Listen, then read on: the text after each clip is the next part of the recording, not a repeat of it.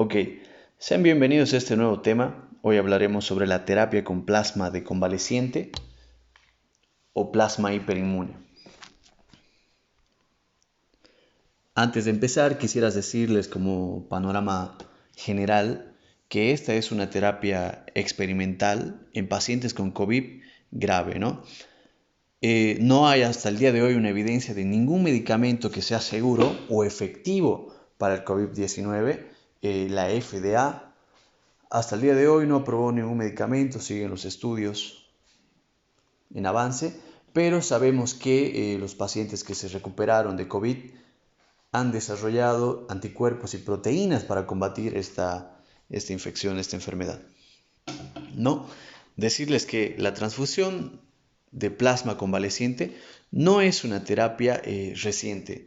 Nosotros, bueno, el área de la salud ya la utilizó antes en la etapa en la pandemia de la influenza H1N1, en la epidemia del virus del ébola en África. También se lo utilizó en otros casos como los pacientes que presentaban poliomielitis, los pacientes pediátricos en el sarampión, y también se la utilizó en el caso de la influenza.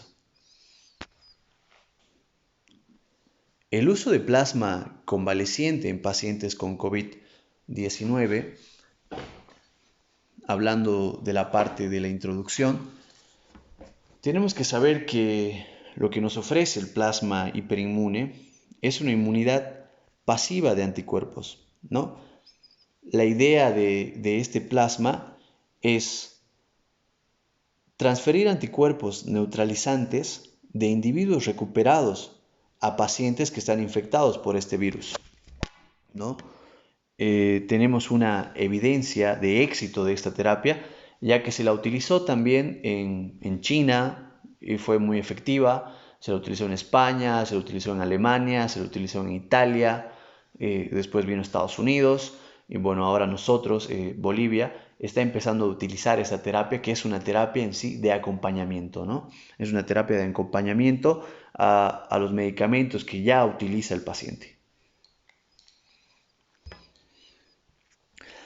Tenemos también una evidencia anecdótica que sugiere que los resultados son mejores en las etapas tempranas de esta enfermedad. Ahora, en este aspecto, muchos médicos y científicos difieren por el hecho de que mucho influye la cantidad de plasma hiperinmune que nosotros podemos conseguir en los bancos de sangre, ya que en los estudios actuales nos sugieren utilizarla al inicio de la enfermedad, a los 10 días cuando recién está empezando la parte sintomática, ¿no? En los pacientes, pero solo la utilizamos en la parte crítica de los pacientes para darles ese empujón y puedan salir de esa etapa. ¿Existen efectos adversos en la transfusión de plasma? Como en toda transfusión, sí existen efectos adversos. Se habla de que puede haber problemas de inflamación. También hablamos de otros tipos de problemas como la transmisión de algunas enfermedades. Por eso es que se requiere o se realiza procesos muy complejos para obtener una buena calidad y cantidad de plasma hiperinmune. ¿Cuál es el objetivo de la terapia? El principal objetivo de la terapia con plasma hiperinmune es disminuir y evitar el desenlace de muerte. También disminuir la prolongación de internación de estos pacientes y de que no lleguen a una unidad de cuidados intensivos. Hasta el día de hoy, la terapia de plasma hiperinmune es la única estrategia que tenemos ante esta enfermedad, ¿no? Es la única estrategia que nos ayuda a conseguir esa inmunidad inmediata en individuos o en pacientes que están infectados por el SARS-CoV-2.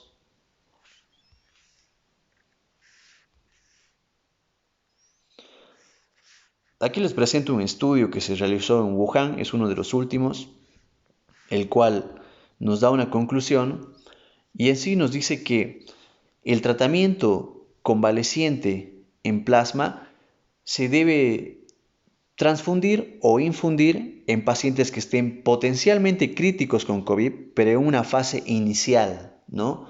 nos indican que debemos utilizar el plasma hiperinmune en pacientes que estén en una etapa inicial de la enfermedad.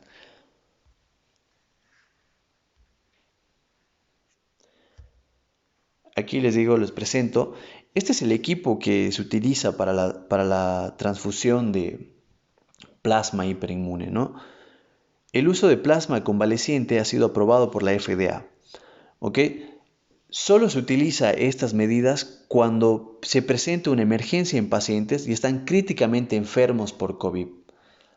Anteriormente se utilizaban los medicamentos, bueno, se utilizan los medicamentos en enfermedades específicas, pero cuando no logramos o no tenemos un medicamento, lo que se hace es transfundir plasma para tratar de transmitirle esos anticuerpos a los pacientes infectados y produzcan una mejor evolución o un mejor cuadro de su enfermedad, disminuyendo esa carga viral que presenta, ¿no?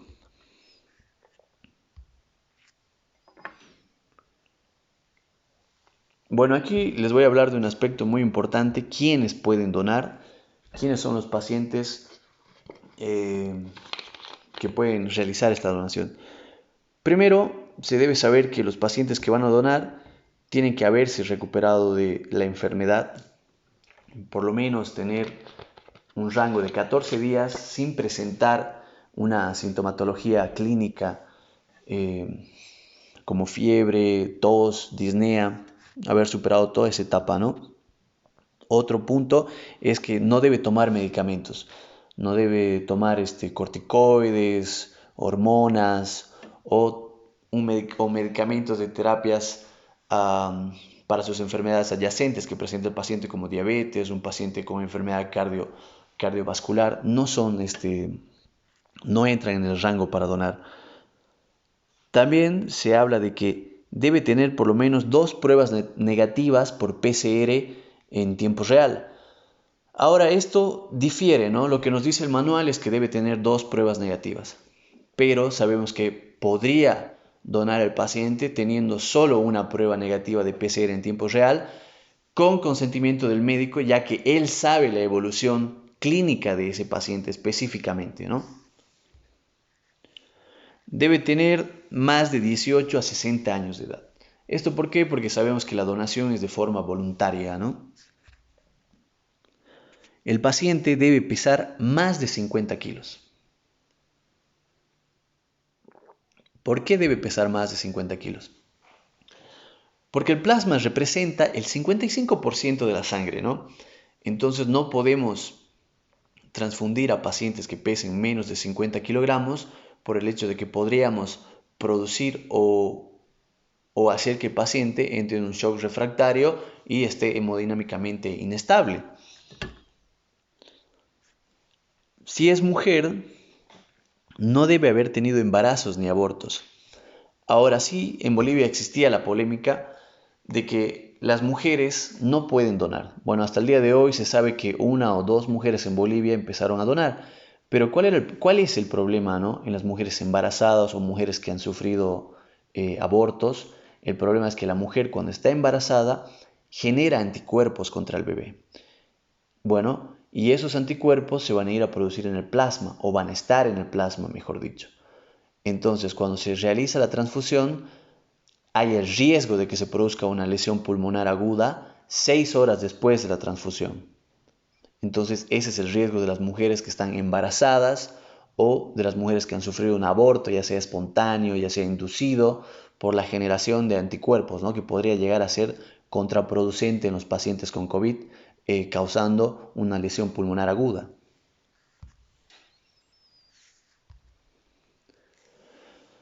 Bueno, ahora un punto muy importante. Siempre hablamos de quiénes pueden donar, pero en la parte médica nosotros tenemos que saber quiénes pueden recibir ese plasma, ¿no? Porque igual existen unos criterios de inclusión hacia los pacientes para decir, bueno, ese paciente sí necesita o sí merece recibir el plasma hiperinmune.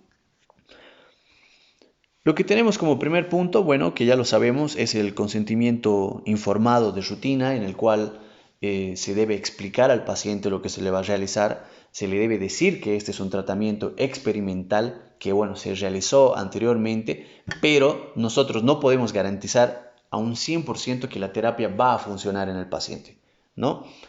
Como segundo punto, parámetro es que el paciente sea mayor de 18 años, que el paciente presente SARS-CoV-2 determinado por un PCR en tiempo real.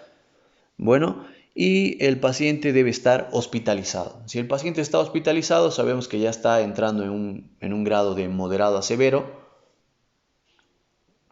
y tiene una evolución crítica, ¿no? Otros puntos que igual se toman en cuenta, se habla de los datos de severidad de la enfermedad.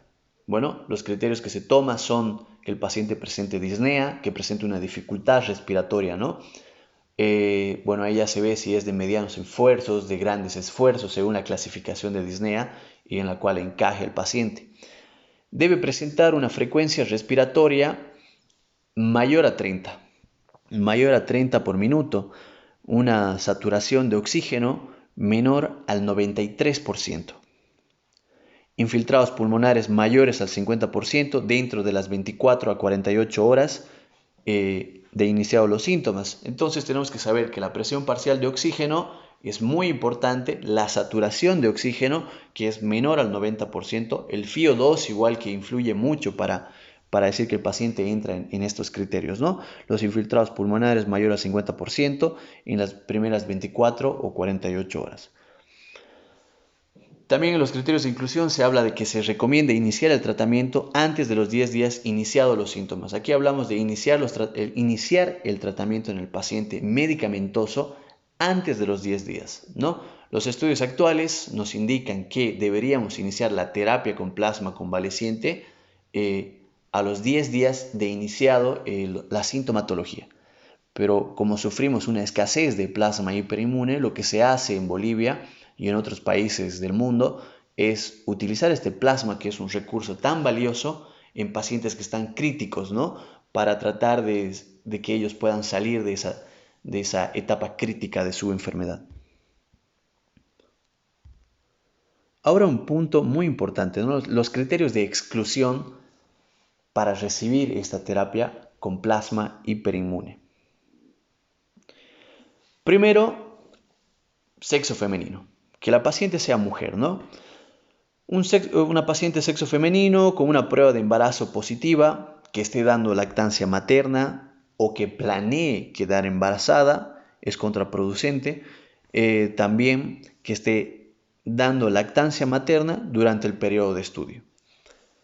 Como segundo punto tenemos el uso de inmunoglobulinas en los últimos 30 días. Es un criterio de exclusión.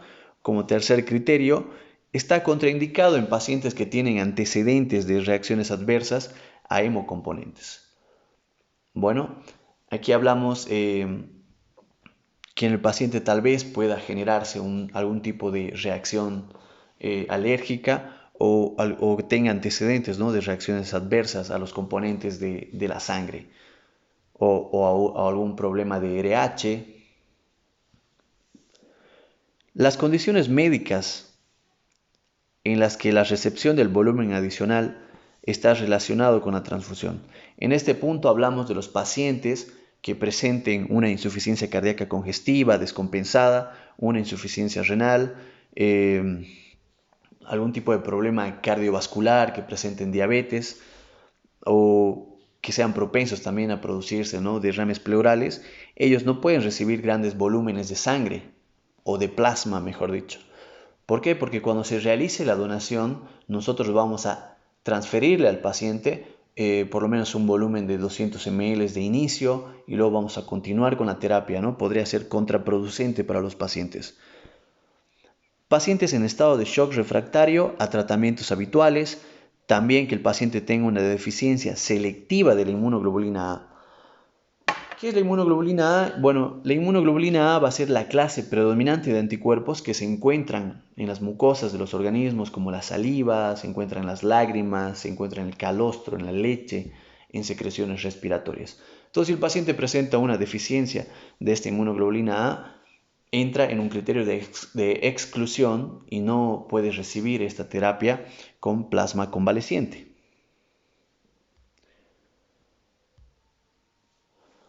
Bueno, hablando sobre la inmunidad pasiva.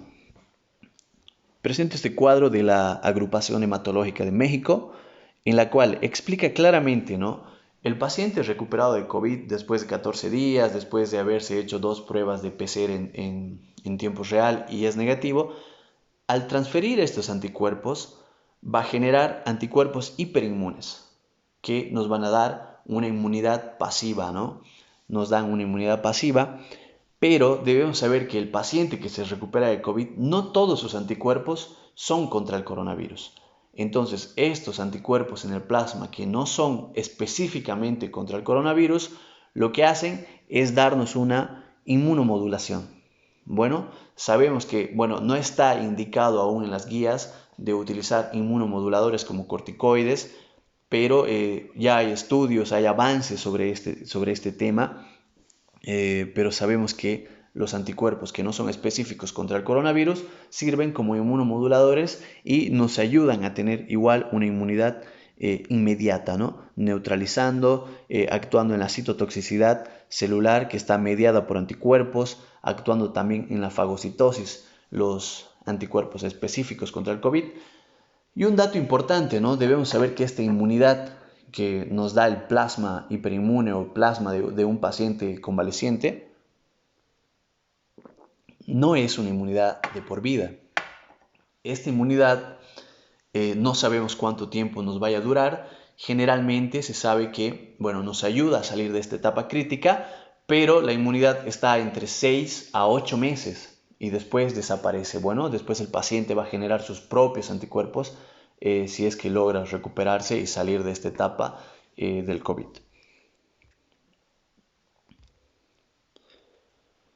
Un punto muy importante, hablando sobre cómo hacemos la donación de plasma, ¿no? Existen métodos antiguos como es la sangre total, que en algunas regiones de nuestro país aún se están realizando y no nos ayudan a optimizar la cantidad y la calidad de plasma hiperinmune que nosotros necesitamos tener.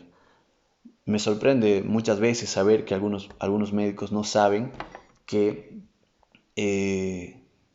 a través de esta técnica de aféresis que se utiliza en otras ciudades, nosotros podemos conseguir mayor cantidad de una forma mucho más fácil el plasma, ¿no? ¿Cuál es el proceso? Antes de hablar de la donación de aféresis, quisiera explicarles un poquito de qué es la aféresis. Sabemos que existen varios tipos de aféresis, pero la aféresis es un procedimiento en el cual se extrae componentes específicos de la sangre. ¿Ok? Y los componentes que nosotros no necesitemos retornan al donante porque no los necesitamos ahora, ¿no? Ahora, los tipos de aféresis que existe son la plasmaféresis, la plaquetoféresis y la eritroaféresis. ¿A qué me refiero a esto? Con esta técnica de obtención de plasma, en la plasmaféresis, si nosotros queremos solo plasma, entonces extraemos solo plasma del paciente y devolvemos los demás componentes al donante, ¿no?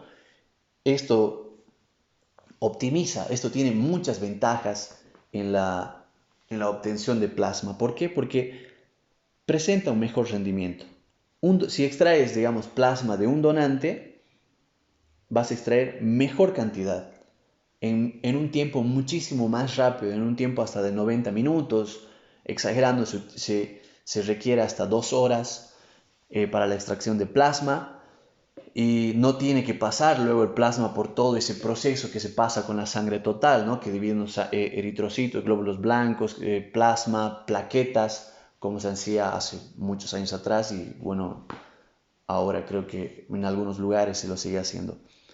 Entonces la plasmaféresis nos ofrece esa ventaja, ¿no? Que el tiempo es mucho más rápido después de que el paciente dona, descansa 15 minutos y se puede retirar a su casa. Aparte de eso, que presenta una recuperación mucho más rápida, incluso en 72 horas los pacientes que donan a través de la técnica de aféresis pueden volver a donar, ¿no? Eso es una gran ventaja, es una herramienta que creo yo que necesitamos en todos los centros de salud o en este caso del centro encargado en el banco de sangre, ¿no? Encargado de la recolección de plasma. Ahora, ¿cuáles son los pasos para el proceso de la plasmaféresis? El primer paso, el donante voluntario debe ser evaluado, ¿no? Se realiza múltiples exámenes en los pacientes, el famoso Hugo, se le hace también las pruebas de VIH, el paciente se debe haber recuperado del COVID, ¿no? Tiene que estar literalmente 14 días sin presentar ningún síntoma. Y también debe tener una alta cantidad de anticuerpos contra el SARS-CoV-2. Ahora, es cierto que no existe o no tenemos hasta el día de hoy una técnica exacta que nos diga cuál es la cantidad óptima de anticuerpos que debe tener un donador para donar, ¿no? Pero sabemos que si después de 14 días no presenta síntomas y ya tiene 2 pruebas de PCR negativa, es un buen candidato. El segundo punto, se realiza la donación a través de la técnica de aféresis de plasma. Esta técnica solo para la colecta de plasma, ¿no? Y sabemos que el resto, como ya lo dije anteriormente, el resto de la sangre del donante voluntario vuelve a él. O él no necesita donar glóbulos rojos, no necesita donar plaquetas. Con esta técnica obtenemos solamente el componente que nosotros queremos, es vital. El tercer punto, hablamos sobre que el plasma entra al laboratorio de procesamiento, ¿no? Bueno, después les voy a hablar sobre las dosis, cómo se está realizando las terapias. Después de extraer una cierta cantidad de plasma, se divide en partes proporcionales y se congela este plasma, ¿no? Un plasma congelado se realiza una congelación de este plasma a menos 30 grados centígrados para que el paciente reciba este producto lo más estéril posible. Por eso es que debe ser congelado a altas temperaturas, ¿no? Bueno, en realidad sería a muy bajas temperaturas, a menos 30 grados, está entre 22 y 30 grados dependiendo de la técnica que utilice cada bioquímico. Como número 4, lo que se realiza después es la inactivación viral, para que el plasma quede lo más óptimo o lo más apto posible para su uso.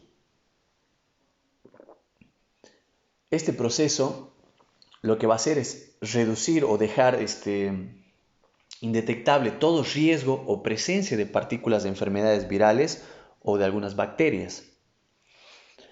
Y en el último punto hablamos de el plasma es transfundido a pacientes que presentan COVID. Bueno, aquí hablarles que se va a extraer en realidad del donante 600 ml, ¿no? Se extrae 600 ml, el cual nos sirve o nos servirán para las primeras dosis de hasta 3 pacientes. ¿Por qué digo esto? Y tal vez es muy cuestionado de hasta 3 pacientes de un solo donador. A través de esta técnica, nosotros vamos a dividir en componentes proporcionales, como lo dije anteriormente, extraemos 600 ml, ponemos en paquetes de 200 ml y utilizamos una primera dosis que es de 200 ml en paciente contagiado por COVID, el cual esperamos 48 horas después y utilizamos la siguiente dosis. Por eso es que se dice que de un donador obtenemos un plasma para 3 pacientes, no para las 3 primeras dosis de nuevos pacientes. Ahora, obviamente, si nosotros utilizamos la técnica de sangre total, lo que va a pasar es que en realidad vamos a necesitar 5 pacientes para obtener un solo paquete de plasma de convaleciente.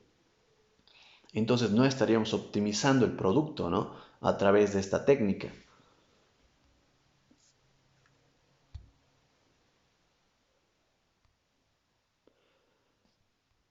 Aquí, bueno, hablando sobre la prueba satisfactoria es lo que ya les mencionaba anteriormente, que obtenemos 600 ml de plasma, el cual transferimos al paciente una primera dosis de 200 ml y después de 48 horas se debe repetir esto, ¿no? ¿Por qué esperamos 48 horas? Porque después de administrarle una inmunidad pasiva inmediata al paciente esperamos una reacción. y según la reacción que presenta el paciente, administramos 200 ml más, ¿no?